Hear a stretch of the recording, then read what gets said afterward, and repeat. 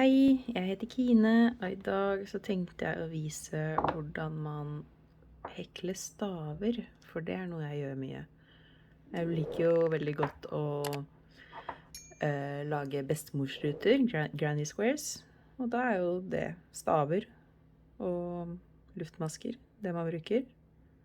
Først så lager jeg en løkke, og så lager jeg det antall luftmasker som jeg ønsker å begynne med.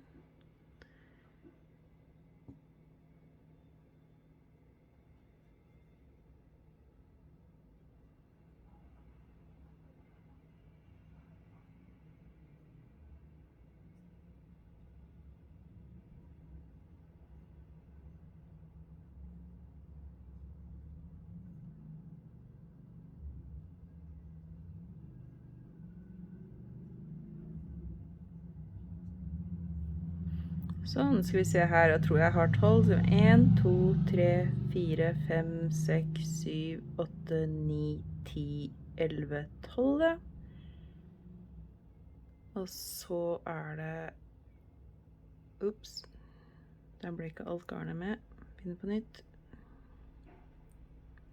Og så lager man noen luftmasker her. Jeg liker å bruke 2. Jeg vet man skal egentlig ha 3 luftmasker i en stav, men jeg tar 2, for jeg er litt sånn vill og gæren. Så her er de 2 luftmaskene jeg lagde. Her er den første i den raden, så da begynner jeg her. Så du skal, når du begynner da, så skal du ha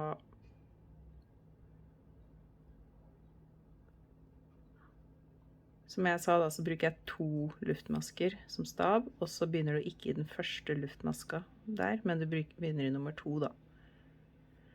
Sånn, og så tar du, når du skal lage en stav, så tar du tråden, et kast over heklenåla. Du setter den i luftmaska, tar tråden over, og drar den gjennom. Ser det sånn ut.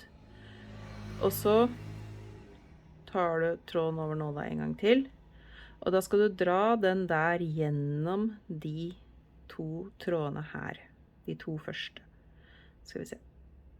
Og da er det greit å få med seg alle de trådene i bomullsgarnet. Og da har du 2 på nåla der, og da tar du tråden over en gang til, og drar det gjennom de 2 siste.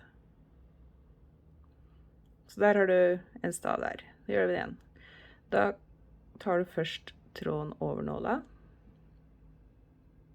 tar den gjennom luftmaska der, og så tar du tråden over nåla en gang til, og drar den gjennom.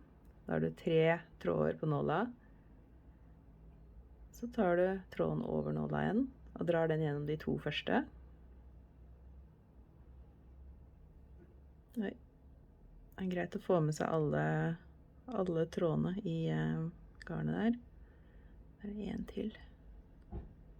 Sånn.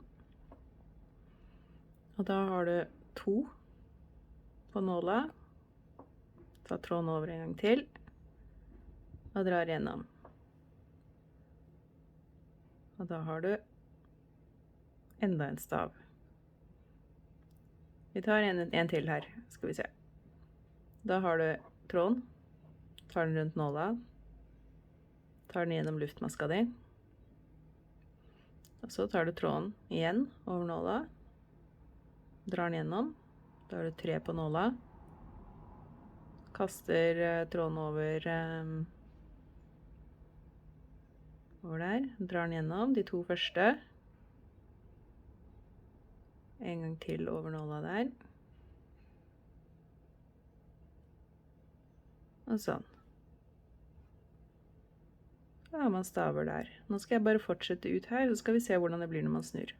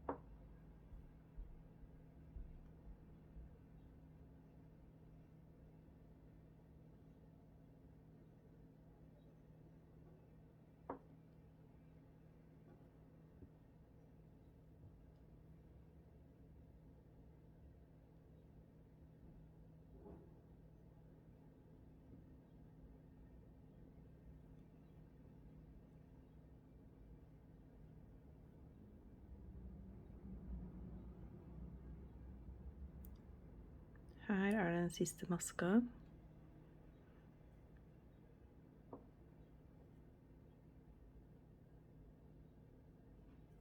Så skal jeg bare dra ut litt mer garn her.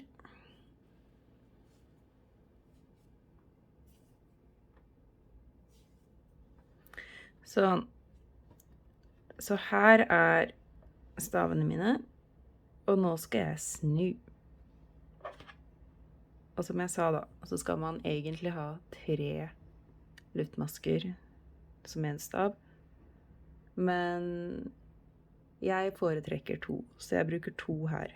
Men det er jo helt opp til deg selv, men jeg anbefaler egentlig å høre på ekspertene som sier at du skal ha 3. Men se, da er det 2 luftmasker, 1, 2, og så snur jeg prosjektet.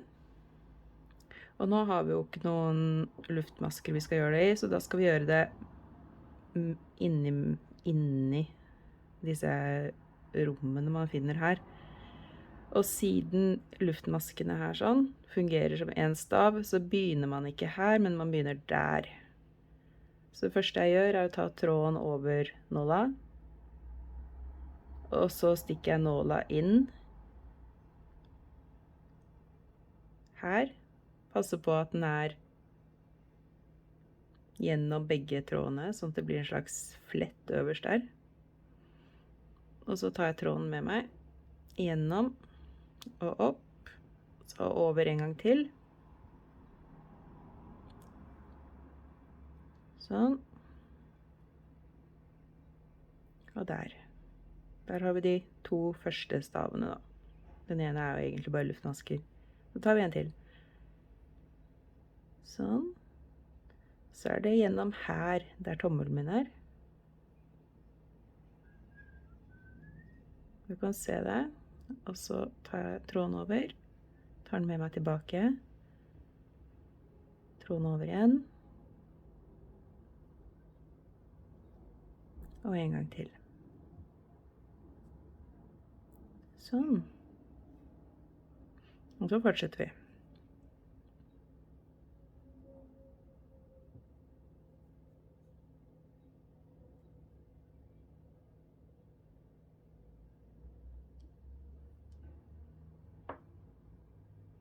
Å hekle staver er vel egentlig det jeg har gjort mest.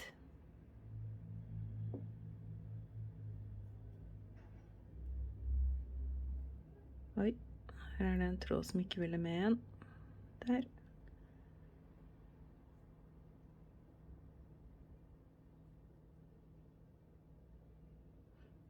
Så fortsetter vi her.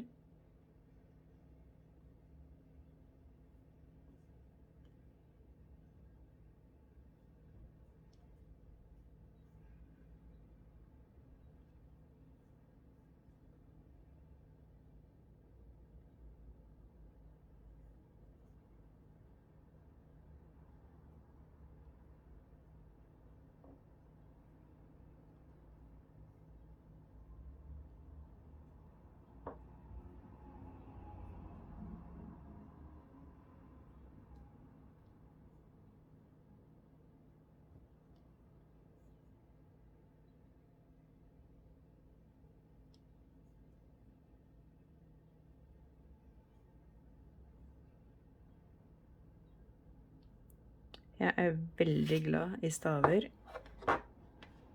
og det blir veldig fint, synes jeg. Sånn ser den lille stavraden min ut her nå. Så gjentar jeg bare en gang til her hvordan jeg gjør det. Jeg har tråden en gang over nåla, tar den gjennom det hullet der, under den maska, tar tråden med meg tilbake, tar tråden over nåla og drar gjennom de 2 første. Sånn. Og en gang til. Og der. Og der har vi veldig søte, fine staver. Så da håper jeg at du fikk noe ut av den videoen her. Hvis du har spørsmål, så er det bare å komme med det i kommentarfeltet. For øvrig her så har jeg brukt pinne størrelse 4. og Drops Paris. Jeg har ganske mye lysegult restegarn etter et lite vilt feilkjøp, så jeg liker å bruke det da. Skal vi se her.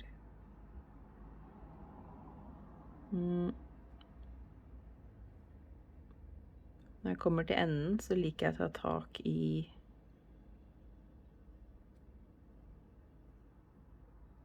den som er på siden der. Sånn. Som da egentlig er en del av disse luftmaskene man lager der. Sånn.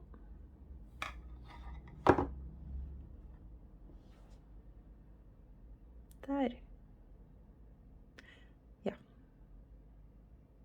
Så. Det var det du trenger egentlig å kunne det, og luftmasker er det man trenger for å lage en Granny Square. Og det tenkte jeg å vise en annen dag. Takk for at du så på.